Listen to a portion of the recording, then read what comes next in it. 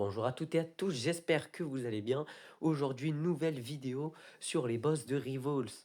Bon, déjà, faut trouver 10 cibles comme celle-ci, mais orientées à faire un X.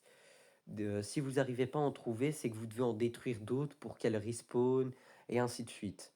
Puis, on peut commencer à affronter les boss parce qu'une zone se sera ouverte sur la map où il y aura un poulet à qui parler.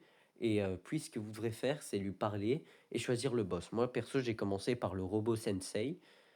Bon, je vais vous dire 2 heures de charge mentale. Parce que le problème, quand vous commencez et vous connaissez pas les boss, ça peut être chaud. Déjà, ses attaques sont...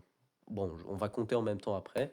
Déjà, il a la première attaque où il balance deux lancers de roquettes. Puis il jump, puis il retire des roquettes. Et il jump avec le lance-flamme, du coup, évitez de vous approcher de lui. Puis ce qui se passe, c'est qu'il vous jette le pistolet gelant. Et il faut éviter d'être dans cette zone parce que bon, là, t'as la hache de guerre, c'est pas la grosse hache qui sort de lui qui donne un gros coup. Et le problème de cette arme, c'est qu'elle one-shot avec ce robot. De base, elle fait moins 75. Si vous faites geler, par contre, elle va juste vous mettre moins 75. C'est ce qui, des fois, a pu essayer de m'aider à faire ma run, mais bon, je meurs juste après à chaque fois. Mais bon, ce robot, l'avantage, c'est qu'il est facile à battre comparé à l'autre, c'est que avec les trous de map, c'est facile. Et moi, je vous conseille le loadout RPG poignard point corne de guerre.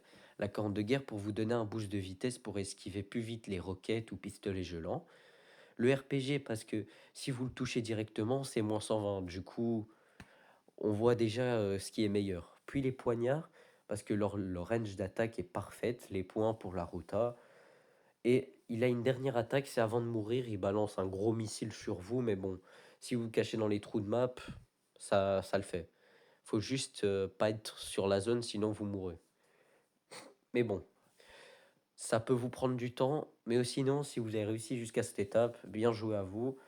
On passe au prochain boss. Du coup, le prochain, c'est le boss violet. Mais le problème de ce boss, c'est les armes qu'on nous propose. Elles sont bien, mais bon.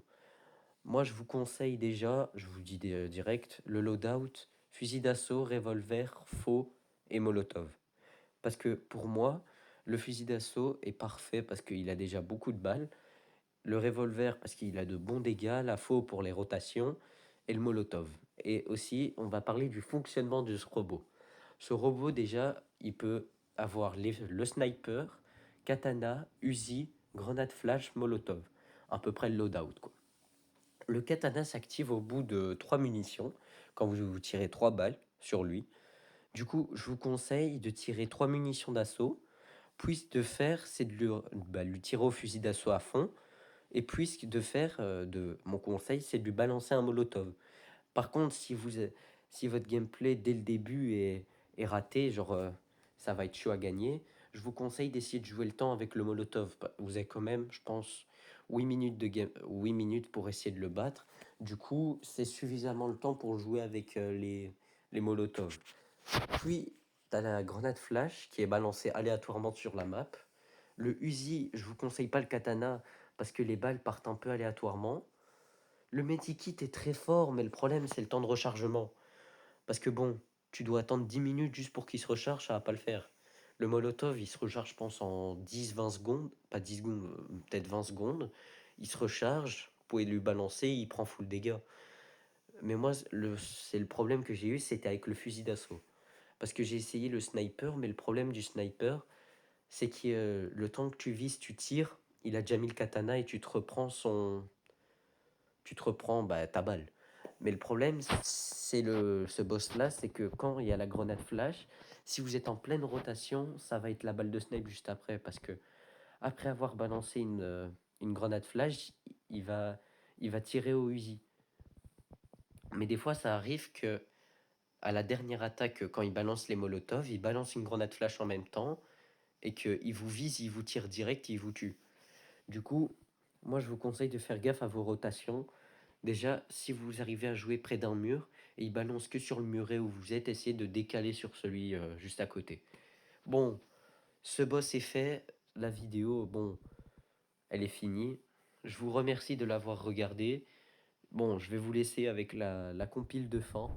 Bon, ça va être drôle parce que bon, c'est les moments où j'ai tout le temps raté, mais... Et si vous avez d'autres idées de vidéos que je pourrais faire sur d'autres jeux ou même Rivals, vous pouvez me le proposer en commentaire, je lirai avec plaisir et je vais essayer d'en faire une vidéo possible.